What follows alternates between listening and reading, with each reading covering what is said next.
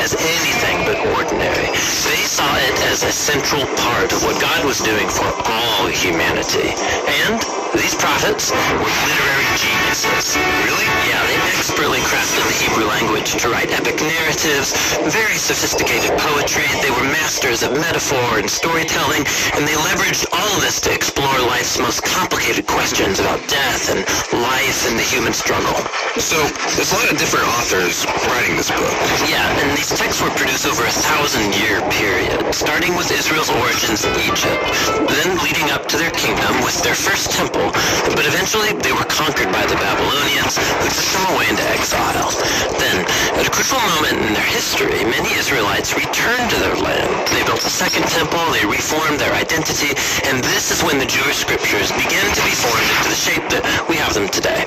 Okay, the Jewish Bible. What's in it? Well, in Hebrew, it's called by an acronym, Tanakh. The T stands for Torah, sometimes called the Law.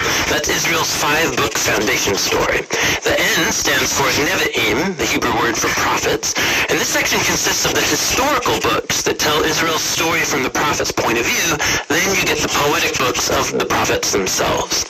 The K stands for Ketuvim, the Hebrew word for writings. This is a diverse collection of poetic books, wisdom books, and more narrative. And the Jewish people believe that through all of these literary works, God speaks to his people.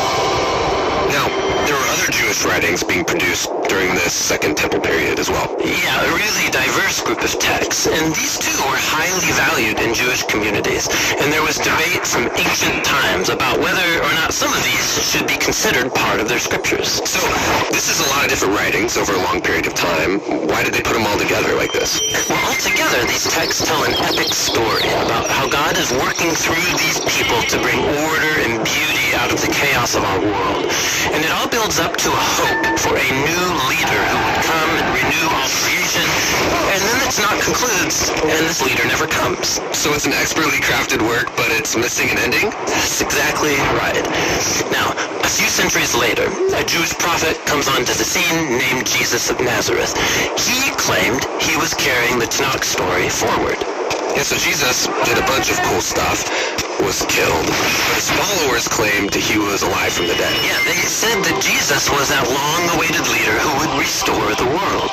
And so his earliest followers, called apostles, they composed new literary works about the story of Jesus. They called these Good News, or the Gospel. They formed an account called Acts about the spread of the Jesus movement outside of Israel. And then they circulated letters to different Jesus communities all around the ancient world. And they saw these writings as part of the scripture. Yeah, the apostles wrote all of this as the fulfillment of that epic story found in the Tanakh. And they were continuing the literary genius of the Jewish tradition. They also believed that God was speaking to his people through these texts alongside the scriptures of Israel. So that's the Old and New Testament. But what did the early Christians think of the other Second Temple literature? Well, different groups had different views about some of these books, but we know they read them and valued these texts because they passed them along with the Jewish scriptures. Okay, so we've got the Tanakh, the Jewish scriptures. We got these other Second Temple period works. Then the writing of the apostles about Jesus. And that's a lot of literature. So what's in my Bible? So the Christian movement has taken different forms over 2,000 years, and from the beginning, all Christians recognized the Tanakh and the New Testament as scripture. And for centuries, much of the Second Temple literature was read as part of the biblical tradition. The Catholic Church eventually made it official and called some of the books from this collection the Deuterocanonical books. Some Orthodox churches used even more books from this Second Temple literature.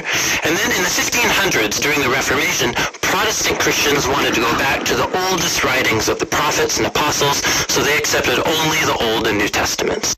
Okay, I think I got it. But how does a collection of books produced over 1,000 years by all these different authors tell one unified story? Yeah, that's the question we'll address in our next video.